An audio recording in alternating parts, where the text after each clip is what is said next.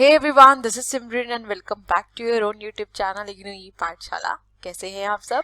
उम्मीद करती हूँ बहुत अच्छे होंगे और अपने घर में सेफ होंगे और अपनी प्रिपरेशन भी आप रेगुलर बेसिस पे कर रहे होंगे। तो आज हम डिस्कस करेंगे इम्पॉर्टेंट टॉपिक्स ऑफ IBO 4।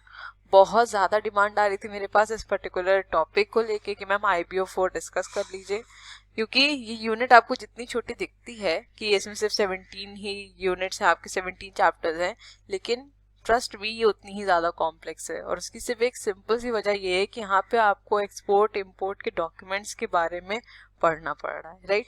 और इसका कुछ भी ऑल्टरनेटिव नहीं है। अब डॉक्यूमेंटेशन की जहाँ तक बात है, आपको वो याद ही करने पड़ेंगे, है ना। तो आज हम डिस्कस कर लेते हैं इसके इंपॉर्टेंट टॉपिक्स। आई होप आपको सेशन काफ़ी अच्छा लगेगा। वीडियो को एंड तक ज़रूर देखिएगा। और इससे पहले मैं already IBO 1, IBO 2, IBO 3, IBO 5 और IBO 6 के इम्पॉर्टेंट टॉपिक्स डिस्कस कर चुकी हूँ। तो अगर आप में से किसी ने वीडियोस को नहीं देखा है, उसको ज़रूर देख लीजिएगा। उसकी मैंने एक प्रॉपर प्लेलिस्ट आपके लिए बना दी है। और अगर आप मेरे चैनल पे न्यू है तो मेरे चैनल को लाइक शेयर सब्सक्राइब करना मत भूलिएगा। बेल आइकन को भी ज़रूर प्रेस कर दिएगा ताकि मैं जब भी वीडियोज़ को अपलोड करूँ उसका नोटिफिकेशन आपके पास ज़रूर जाए। तो चलिए अपने सेशन को हम स्टार्ट करते हैं। तो सबसे पहले बात कर लेते हैं यूनिट 1 की, that is export import trade regulatory framework. Topics जो आपके यहाँ पे इंपॉर्टेंट है वो है overview of legal framework, objectives of foreign trade policy, registration formalities and export licensing and general provisions regarding imports and exports। यहाँ पे अगर मैं overview of legal framework की बात करूँ तो इसके जो आपके सब टॉपिक्स हैं वो काफ़ी ज़्यादा इंपॉर्टेंट है, पेपर में आपके स्पेसिफिकली पूछा गया है, ठीक है। जैसे आपका फॉरेन एक्सचेंज मैनेजमेंट एक्ट 1999, ये पेपर में अलग से पूछा गया था। नेक्स्ट फिर export quality control and inspection act 1963, ये भी पेपर में अलग से पूछा गया है, ठीक है। तो सारे ही जो सब टॉपिक्स है इसको अच्छे से पढ़ लीजिएगा, ठीक। अब नेक्स्ट अगर मैं बात करूँ रजिस्ट्रेशन फॉर्मेलिटीज की, तो जिसमें आपका जो टॉपिक है इम्पोर्टर एक्सपोर्टर कोड नंबर, ठीक है, ये पेपर में स्पेसिफिकली पूछा गया है शॉर्ट नोट्स में, तो इसको अच्छे से कवर करिएगा। दोनों ही टॉपिक्स आपके काफी ज्यादा इंपॉर्टेंट है, importer exporter code number and registration cum membership certificate. लेकिन importer exporter code number paper में अलग से पूछा है, ठीक है। अब नेक्स्ट टॉपिक है आपका general provisions regarding imports and exports. तो अगर आपको याद हो, जब हमने IBO 3 स्टार्टिंग के चैप्टर्स डिस्कस किए थे तो वहाँ पे हमने जनरल प्रोविजंस डिस्कस करे थे इंपोर्ट और एक्सपोर्ट्स दोनों के, ठीक है। और ये जो प्रोविजंस है वो सेम ही है, तो अगर आप कवर करना चाहें तो IBO 3 की वीडियो से कवर कर सकते हैं, ठीक है। अब इसके अगर हम टर्मिनल क्वेश्चंस की बात करें तो सबसे पहला क्वेश्चन है describe the general provisions for exports and imports, ठीक है। नेक्स्ट क्वेश्चन है right short notes on deemed exports. और एक क्वेश्चन और है जो कि आपकी बुक में मेंशन नहीं है, लेकिन आप ये लिख लीजिए, the rational of canalisation of exports and imports. ये जो टॉपिक है आपका वो इसी चैप्टर में है, क्योंकि अगर आप अपने कीवर्ड्स पे ध्यान दें तो सबसे पहला जो कीवर्ड दिया है वो यही दिया है, canalisation of exports and imports. तो ये पूछा गया है आपके पेपर में, तो इसको जरूर पढ़ लीजिएगा, ठीक है। चलते हैं अपनी नेक्स्ट स्लाइड की तरफ। अब नेक्स्ट यूनिट है हमारी एक्सपोर्ट सेल कॉन्ट्रैक्ट। टॉपिक्स जो आपके यहाँ पे इंपॉर्टेंट है वो है इंटरनेशनल कॉन्ट्रैक्ट टर्म्स, जिसको हम इनको टर्म्स कहते हैं, special contracts, frustration of contracts and methods of dispute settlement. मैं इस पर्टिकुलर यूनिट की अगर बात करूँ तो ये काफी ज्यादा इंपॉर्टेंट है। उसकी वजह ये है कि इनको टर्म्स पेपर में कई बार पूछा जाता है, ठीक है। चाहे वो स्पेसिफिकली कोई इनको टर्म पूछ ले, हालांकि स्पेसिफिकली कोई इनको टर्म्स तो नहीं पूछे गए हैं। अगर आता है तो 20 मार्क्स में आता है या फिर 10 मार्क्स में ही आता है क्वेश्चन, ठीक है। तो अगर आपको इनको टर्म्स पढ़ने में दिक्कत हो रही है तो आप मेरे सेशन देख सकते हैं, IBO 2 में मैंने इनको टर्म्स डिस्कस करे हैं, ठीक है। नेक्स्ट अगर मैं बात करूं स्पेशल कॉन्ट्रैक्ट्स की, जो कि आपके हैं FOB और CIF, ये अच्छे से पढ़ लीजिएगा, ठीक है। पेपर में बहुत बार FOB और CIF कॉन्ट्रैक्ट के बारे में पूछा है, चाहे वो 5 मार्क्स में हो और चाहे वो आपका 20 मार्क्स में हो। साथ में इसका डिफरेंस भी आपको पता होना चाहिए कि FOB और CIF कॉन्ट्रैक्ट्स में क्या डिफरेंस होता है, क्योंकि पेपर में ये क्वेश्चन भी पूछा गया है, ठीक है। नेक्स्ट बात कर लेते हैं फ्रस्ट्रेशन ऑफ कॉन्ट्रैक्ट्स। देखिए यहाँ से स्पेसिफिकली एक क्वेश्चन पूछा गया था कि फ्रस्ट्रेशन ऑफ कॉन्ट्रैक्ट्स क्या होता है, ठीक है। और एक और क्वेश्चन पूछा गया था कि फोर्स मैज्योरे क्या होता है। अगर आप इसके अंदर टर्म्स पढ़ेंगे तो फोर्स मैज्योरे करके एक टर्म्स है, वो क्वेश्चन पूछा गया था। तो कभी कभी ऐसा होता है कि डायरेक्टली भी नहीं पूछता है, तो आपको थोड़ा सा अच्छे से पढ़ने की जरूरत होती है, ठीक है। तो ये टॉपिक भी आपका इम्पोर्टेंट है। ठीक। लास्ट टॉपिक है इसमें मेथड्स ऑफ डिस्प्यूट सेटलमेंट। ये टॉपिक अपने में ही काफी ज्यादा इंपॉर्टेंट होता है, ठीक है। और इसमें एक क्वेश्चन एडिशनल पूछा गया था कि which method is best for Indian exporters. अब डिस्प्यूट सेटलमेंट में आपके जितने भी मेथड्स दिए हुए हैं उसमें से कौन सा मेथड इंडियन एक्सपोर्टर के लिए बेस्ट है, ये पेपर में क्वेश्चन आया है, ठीक है। अब इस चैप्टर के अगर मैं टर्मिनल क्वेश्चंस की बात करूं तो एक क्वेश्चन जो आपको पूछा गया था वो है describe the major legal implications of FOB contract and CIF contract. और लास्ट क्वेश्चन है do you think that arbitration is better than litigation. मतलब कि यहाँ पे सिर्फ डिफरेंस पूछा गया है आर्बिट्रेशन वर्सेस लिटिगेशन। तो अगर ये कवर करना है तो आप मेरी वीडियो से कवर कर सकते हैं। मैंने IBO 1 में डिस्प्यूट सेटलमेंट पढ़ाया है, वहां पे आपको ये टॉपिक मिल जाएंगे, ठीक है। तो वहां से कवर कर लीजिएगा। आई होप इतना समझ में आ गया होगा। चलते हैं नेक्स्ट स्लाइड की तरफ। अब नेक्स्ट यूनिट है हमारी एक्सपोर्ट इंपोर्ट डॉक्यूमेंट्स। अब ये पर्टिकुलर यूनिट भी आपकी काफी ज्यादा इंपॉर्टेंट है, यहाँ से बहुत बार पेपर में क्वेश्चंस पूछे गए हैं, ठीक है। तो एक बार देख लेते हैं टॉपिक्स जो इंपॉर्टेंट है। सबसे पहले rational of documents, kinds and functions of documents and import documents. अब यहाँ पे अगर मैं रैशनल ऑफ डॉक्यूमेंट्स की बात करूँ, सबसे ज्यादा क्वेश्चंस यहाँ से पूछे गए हैं कि डॉक्यूमेंट्स की क्या जरूरत है एक्सपोर्ट इंपोर्ट में, ठीक है। तो इस टॉपिक को बहुत ही अच्छे से पढ़िएगा। अब नेक्स्ट अगर मैं बात करूं kinds and functions of documents की, तो ये टॉपिक भी आपका काफी ज्यादा इंपॉर्टेंट है। और इसके जो आपके सब टॉपिक्स हैं commercial documents and legal regulatory documents, ये टॉपिक्स काफी इंपॉर्टेंट है इसके अंदर, ठीक है। तो जो लास्ट इसका जो टॉपिक है डॉक्यूमेंट्स फॉर क्लेमिंग इंसेंटिव्स, ये भी पढ़ जरूर लीजिएगा क्योंकि पेपर में फुल फ्लेज क्वेश्चन भी पूछा गया था, ठीक है। अब यहाँ पे कुछ मैं डिफरेंसेस बता रही हूँ जो कि आपके पेपर में पूछे गए हैं, इन्हें नोट कर लीजिए। सबसे पहला डिफरेंस है consular invoice versus customs invoice. Next है bill of lading versus airway bill. फिर है आपका bill of entry versus shipping bill, ठीक है। और स्पेसिफिकली पेपर में आपके पूछा गया था बिल्स ऑफ एक्सचेंज के बारे में भी, तो इसलिए मैंने बोला ये पूरी की पूरी यूनिट आपकी काफी ज्यादा इंपॉर्टेंट है, ठीक है। अब इसके टर्मिनल क्वेश्चंस की अगर मैं बात कर लूं तो आपका जो डिस्टिंग्विश बिटवीन है कॉन्स्युलर इनवॉइस और कस्टम्स इनवॉइस, ये मैंने आपको बता ही दिया कि पेपर में आपके पूछा गया था, ठीक। अब जिसके बाद नेक्स्ट क्वेश्चन है right short notes on simplified export documents. ये क्वेश्चन आपका पेपर में आया हुआ है, ठीक है। तो इन ऑल ये पूरी यूनिट आपको बहुत ही अच्छे से प्रिपेयर करनी है, ठीक। चलते हैं अपनी नेक्स्ट यूनिट की तरफ। नेक्स्ट यूनिट है आपकी electronic data interchange system, that is EDI system. अब ये टॉपिक आपका आई गेस IPO 1 में भी था, है ना। तो देख लीजिए आप अगर एक चीज को कहीं सिर्फ एक ही जगह प्रिपेयर कर लेते हैं तो आपको ये काफी हेल्प करती है आगे तक, राइट। तो यहाँ पे देख लेते हैं आपके जो टॉपिक्स इंपॉर्टेंट है। सबसे पहले तो इसकी डेफिनेशन पता होनी चाहिए, बेनिफिट्स EDI के, की components of an EDI system, value added network services and business approaches to EDI। Particular unit से सबसे ज्यादा क्वेश्चंस आए हैं वो आया है आपका बेनिफिट से, की कंपोनेंट से और बिजनेस अप्रोचेस से, ठीक है।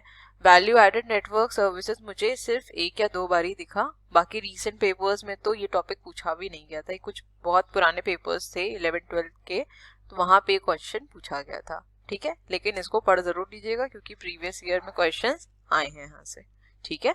अब इसके अगर मैं टर्मिनल क्वेश्चन की बात करूं तो सिर्फ एक ही क्वेश्चन मिला मुझे जो कि आपके पेपर में पूछा गया था, जो कि लास्ट क्वेश्चन है इसका। What kind of strategic advantages an export house में गेट थ्रू EDI, ठीक है। सो आई होप मैंने यहाँ पे आपको जितना अभी तक बताया आपने सब चीजें नोट डाउन करी होंगी, ये आपने बुक में मार्क कर ली होंगी। अगर नहीं करा है तो कर लीजिए, ठीक है। इसको सिर्फ सुन के कोई बेनिफिट नहीं होगा, इसको प्रॉपर्ली मार्क कर दीजिए और इसके अकॉर्डिंग अगर पढ़ेंगे तो ये ज़्यादा इफेक्टिव होगा। और अगर आपको सेशन अच्छा लग रहा है तो प्लीज़ लाइक ज़रूर कर दीजिएगा। चलिए चलते हैं नेक्स्ट यूनिट की तरफ। नेक्स्ट यूनिट है हमारी processing of an export order. अब ये यूनिट आपकी काफ़ी ज़्यादा इंपॉर्टेंट है, सारे के सारे टॉपिक्स भी अपने में काफ़ी इंपॉर्टेंट है। क्यों? क्योंकि ये पूरा क्या है, एक प्रोसीजर है और प्रोसीजर में आप किसी भी टॉपिक को स्किप नहीं कर सकते हैं, राइट। जिसने भी IBO 5 पढ़ लिया होगा उनको ये पता होगा कि उसमें एक टॉपिक मेंशन था एक्सपोर्ट ऑर्डर का, ठीक है।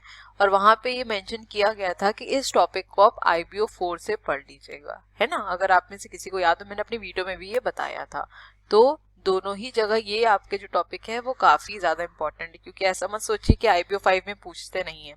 जब मैंने पेपर दिया था तो उस टाइम पे पूछा गया था, ठीक है। तो इस टॉपिक को अच्छे से प्रिपेयर करिएगा, ठीक। अब इसके अगर मैं टर्मिनल क्वेश्चंस की बात करूं तो जो एक क्वेश्चन मुझे मिला था वो है make a flow chart of processing of an export order from its examination up to the shipment stage. ये क्वेश्चन आया है आपके पेपर में, ठीक है। और एक क्वेश्चन और पूछा गया था, वो यहाँ मेंशन नहीं है, मैं आपको बता देती हूँ।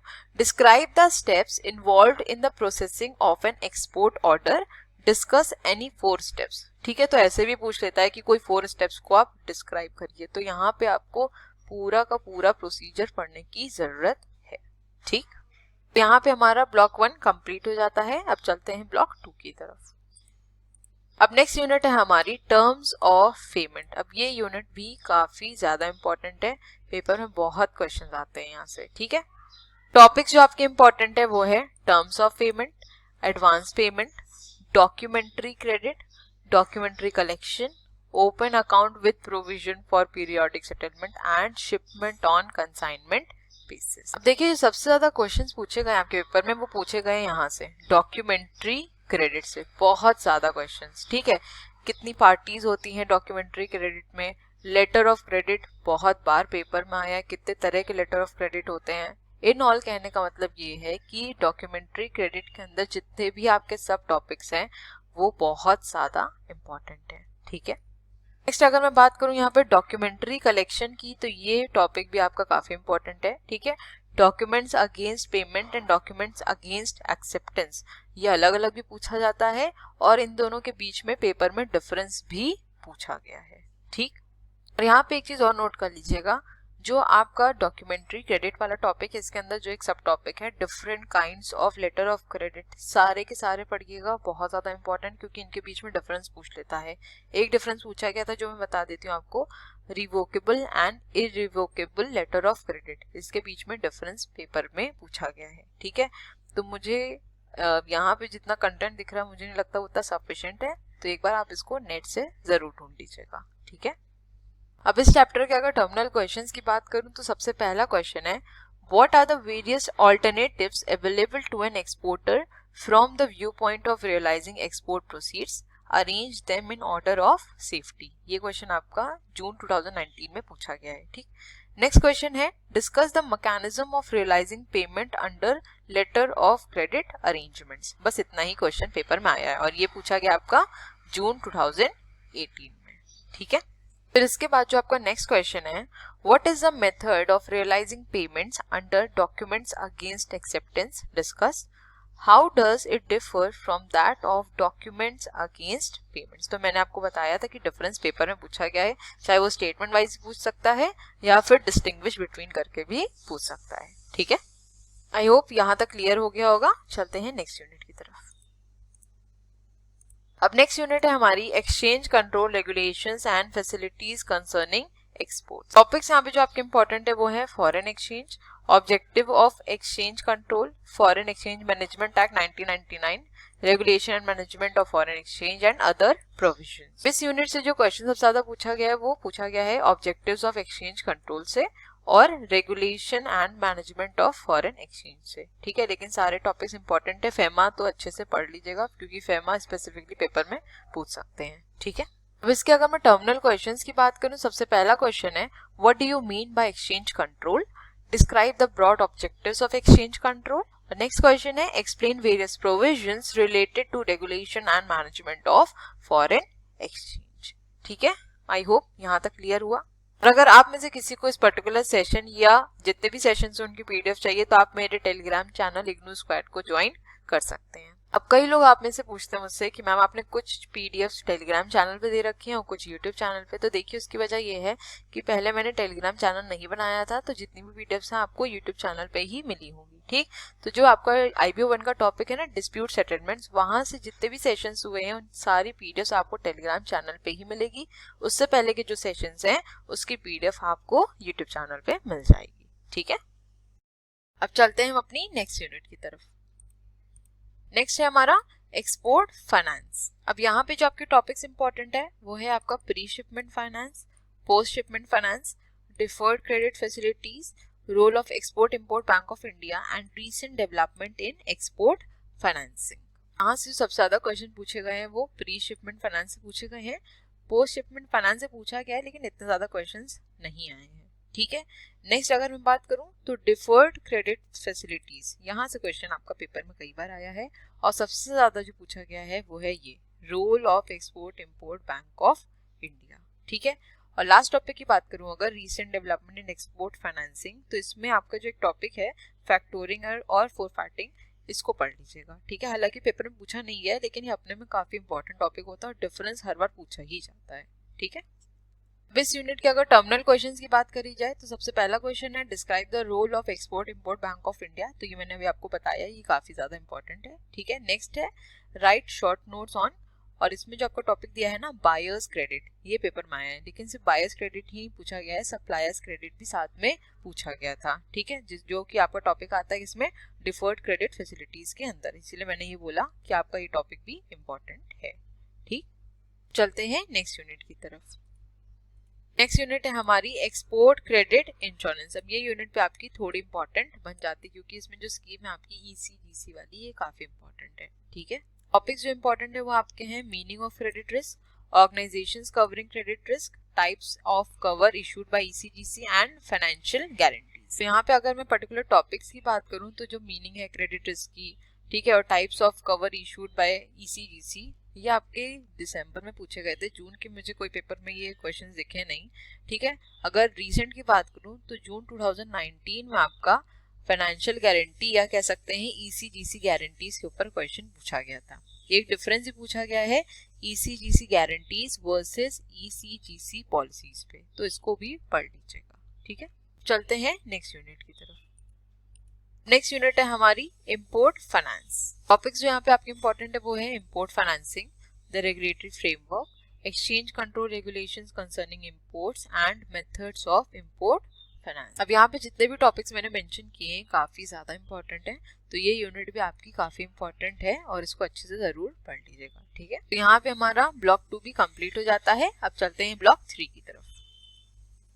ब्लॉक 3 की सबसे पहली यूनिट है आपकी प्रिपेयरिंग फॉर शिपमेंट। टॉपिक्स जो यहाँ पे आपके इंपॉर्टेंट है वो है linear and tramp shipping services, chartering practices, air freighting, quality control and pre shipment inspection, ISO 9000 and role of clearing and forwarding agent. अब अगर आप लोगों को याद हो तो ये हमने टॉपिक डिस्कस किए थे किसमें, IBO 5 में, है ना। Linear and tramp shipping services, chartering practices, ये सब हमने IBO 5 में डिस्कस किया था। तो यहाँ पे ये टॉपिक्स आपके काफी ज्यादा इंपॉर्टेंट बन जाते हैं क्योंकि पूछा जाता है question linear versus tram shipping, मतलब दोनों का डिफरेंस भी पूछा गया है, ठीक है। अगर मैं यहाँ पे चार्टरिंग प्रैक्टिसेस की बात करूँ तो वॉयज चार्टर, टाइम चार्टर और बेयरबोट चार्टर, ये भी काफी ज्यादा इंपॉर्टेंट है और डिफरेंस भी पूछा गया है वॉयज चार्टर और टाइम चार्टर के बीच में, ठीक है। नेक्स्ट टॉपिक जो आपका एयर फ्रेटनिंग है, ये आपका शॉर्ट नोट्स में आया है, ठीक है।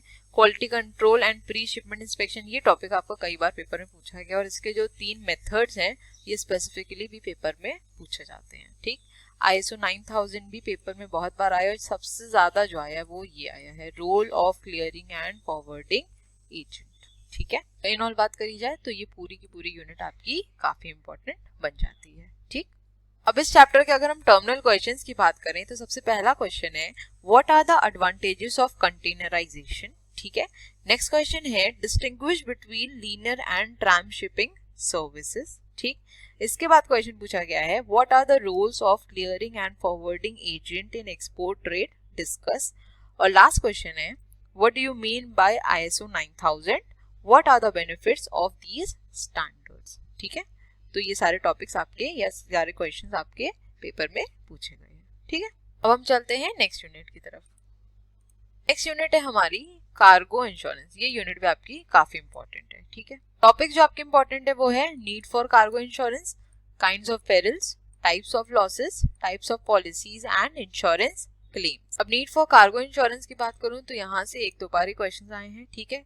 काइंड्स ऑफ पेरिल्स की यहाँ पे बात करूं तो डिफरेंस पूछा गया था आपका मैरीटाइम पेरिल्स वर्सेस एक्स्ट्रा नॉस पेरिल्स के बीच में, ठीक है। टाइप्स ऑफ लॉसेस की बात करें तो ये काफी इंपॉर्टेंट है, पेपर में कई बार पूछा गया है, साथ में डिफरेंस भी पूछ लेता है और जो डिफरेंस पूछा गया है वो है actual total loss versus constructive total loss, ये पेपर में आया हुआ है, ठीक है। तो सारे लॉसेस को पढ़िएगा जितने भी दिए हुए हैं, ठीक। नेक्स्ट बात करूं अगर मैं टाइप्स ऑफ पॉलिसीज की तो यहाँ से भी क्वेश्चन कई बार आया है और डिफरेंस भी पूछा गया है आपका open cover versus open policy के बीच में, ठीक है। और लास्ट जो आपका टॉपिक है इंश्योरेंस क्लेम्स, यहाँ से सबसे ज्यादा क्वेश्चंस आए हुए हैं। इसके जितने भी आपके सब टॉपिक्स है ना, responsibilities of the insured, filing claims and documents for claims, ये तीनों टॉपिक्स काफी इंपॉर्टेंट है और अगर पेपर में क्वेश्चन आता है तो तीनों को ही कवर करता है 20 मार्क्स में, ठीक है। तो इसको अच्छे से पढ़ लीजिएगा। अब इस चैप्टर के अगर मैं टर्मिनल क्वेश्चंस की बात करूं तो सबसे पहला क्वेश्चन है distinguish between open cover and open policy, ठीक है। नेक्स्ट क्वेश्चन पूछा गया है what are the responsibilities of the insured in a cargo insurance policy, और इसके बाद जो क्वेश्चन है enumerate the documents needed for filing the cargo insurance claim. जो लास्ट के दो क्वेश्चन है उन्हें कंबाइन करके पेपर में पूछा था, ठीक है। आई होप यहाँ तक क्लियर हो गया है। चलते हैं अपनी नेक्स्ट यूनिट की तरफ। नेक्स्ट टॉपिक है हमारा शिपमेंट ऑफ एक्सपोर्ट कार्गो। ये पर्टिकुलर यूनिट भी आपकी काफी इंपॉर्टेंट है, ठीक है। टॉपिक्स देख लेते हैं। Stages of shipment, central excise formalities, custom clearance of export cargo by sea, by air, by port and port procedures. अब इस पर्टिकुलर यूनिट से जो आपके सबसे ज्यादा क्वेश्चन पूछे गए हैं वो है ये स्टेजेस ऑफ शिपमेंट से, सेंट्रल एक्साइज फॉर्मेलिटीज और custom clearance of export cargo by sea, by air, by post शायद एक या दो बार ही पेपर में पूछा गया है, ठीक है। और पोर्ट प्रोसीजर्स काफी बार पेपर में आया हुआ है, ठीक है। यहाँ पे एक टॉपिक है जो मैंने मेंशन नहीं करा है, custom clearance of export cargo through ICDs and CFS, ठीक है। इसको आप एक बार पढ़ जरूर लीजिएगा। हालांकि पेपर में मुझे नहीं दिखा एक भी क्वेश्चन इससे रिलेटेड, लेकिन फिर भी एक बार कवर जरूर कर लीजिएगा, ठीक है। अब चलते हैं अपनी नेक्स्ट यूनिट की तरफ। इस यूनिट है हमारी customs clearance of import cargo. अब जब export cargo custom clearance important है तो इंपोर्ट कार्गो की भी काफी इंपॉर्टेंट बन जाती है, ठीक है। टॉपिक्स यहाँ पे जो आपके इंपॉर्टेंट है वो है objectives of custom clearance, legal framework, basic information, documents and duties, stages of custom clearance and procedure of custom clearance. अब अगर मैं इस पर्टिकुलर यूनिट की बात करूँ ना तो ये सारे के सारे टॉपिक्स आपके बहुत ज्यादा इंपॉर्टेंट है और यहाँ ये नहीं कह सकती कि इस टॉपिक को ज्यादा पूछा गया है, इस टॉपिक को कम पूछा गया है, ठीक है। तो ये पूरी की पूरी यूनिट बहुत ज्यादा इंपॉर्टेंट है, इसको अच्छे से पढ़ लीजिएगा, ठीक। यहाँ पे हमारा ब्लॉक 3 भी कंप्लीट हो जाता है। अब चलते हैं लास्ट ब्लॉक की तरफ। नेक्स्ट यूनिट है हमारी institutional setup for export promotion in India. अब यहाँ पे जो आपके टॉपिक्स इंपॉर्टेंट है वो है importance of institutional infrastructure, export promotion councils and commodity boards and technical and specialised service assistance. अब जो क्वेश्चन जो सबसे ज्यादा पूछे गए हैं वो यहाँ से पूछे गए हैं, export promotion councils and commodity boards और technical and specialised service assistance. यहाँ पे अगर हम इस पर्टिकुलर टॉपिक की बात करें technical and specialised service assistance तो ये अपने में काफी इंपॉर्टेंट है, लेकिन यहाँ से स्पेसिफिकली भी क्वेश्चंस आए हैं, ठीक है। जैसे आपका एक्सपोर्ट क्रेडिट गारंटी कॉर्पोरेशन, ये स्पेसिफिकली पूछा गया था। फिर नेक्स्ट है आपका इंडिया ट्रेड प्रमोशन ऑर्गेनाइजेशन, यहाँ से भी क्वेश्चन पूछा गया है पेपर में, ठीक है। और एक फुल फ्लेज क्वेश्चन भी पूछा गया है, बता देती हूँ क्या क्वेश्चन था। तो क्वेश्चन पूछा गया था what is the importance of institutional infrastructure, give a detailed working of any 5 institutions, ठीक है। तो जितने भी ये इंस्टीट्यूशंस दिए गए हैं दे आर 10 इन नंबर, आपको इनमें से किन्हीं 5 को डिफाइन करना था, तो एटलीस्ट 5 जरूर पढ़ के जाइएगा, ठीक है। अब चलते हैं अपनी नेक्स्ट यूनिट की तरफ।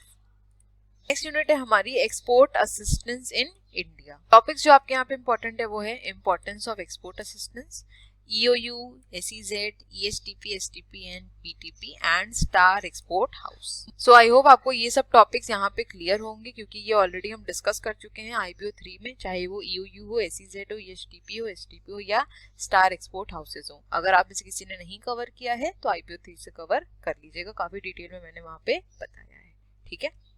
और इस पर्टिकुलर यूनिट के अगर रेस्ट ऑफ द टॉपिक्स की अगर मैं बात करूं तो मुझे कोई भी क्वेश्चन वहां से नहीं दिखा है, ठीक है। इसलिए मैंने इन सब यूनिट्स को इम्पोर्टेंट मार्क किया था। अगर आप में से किसी को दिख जाता है तो प्लीज उसको जरूर पढ़ लीजिएगा, ठीक है। क्योंकि कई बार ऐसा होता है कि आप इतने पेपर्स को एनालाइज करते हैं तो कुछ चीजें स्किप हो भी जाती हैं, लेकिन जहां तक मुझे याद है इन्हीं से ही क्वेश्चंस आए हैं पेपर में, ठीक है। SEZ स्पेसिफिकली पेपर में शॉर्ट नोट्स में पूछा गया हुआ है, ठीक। अब चलते हैं लास्ट यूनिट की तरफ। लास्ट यूनिट है हमारी procedures for claiming export assistance. अब ये पर्टिकुलर यूनिट भी आपकी काफी ज्यादा इंपॉर्टेंट बन जाती है, काफी क्वेश्चंस आते हैं यहाँ से, ठीक है। टॉपिक जो आपके इंपॉर्टेंट है वो देख लेते हैं। Need for procedure formalities, duty drawback scheme, rebate refund of central excise duty, duty exemption और remission scheme and tax exemption. Question इस पर्टिकुलर यूनिट से पूछे गए हैं, वो पूछा गया है ड्यूटी ड्रॉबैक स्कीम से, और इसका जो सब टॉपिक है आपका procedure for claiming duty drawback, यहाँ से सबसे ज्यादा क्वेश्चन आया हुआ है। ठीक है, नेक्स्ट अगर बात करूँ rebate refund of central excise duty, तो इसका जो सब टॉपिक है आपका rebate on duty paid goods under rule 18, ये पेपर में बहुत बार आया है, लेकिन रूल 19 को भी पढ़ के जाइएगा, छोड़ के मत जाइएगा। ठीक है, क्योंकि ये भी काफी इंपॉर्टेंट है।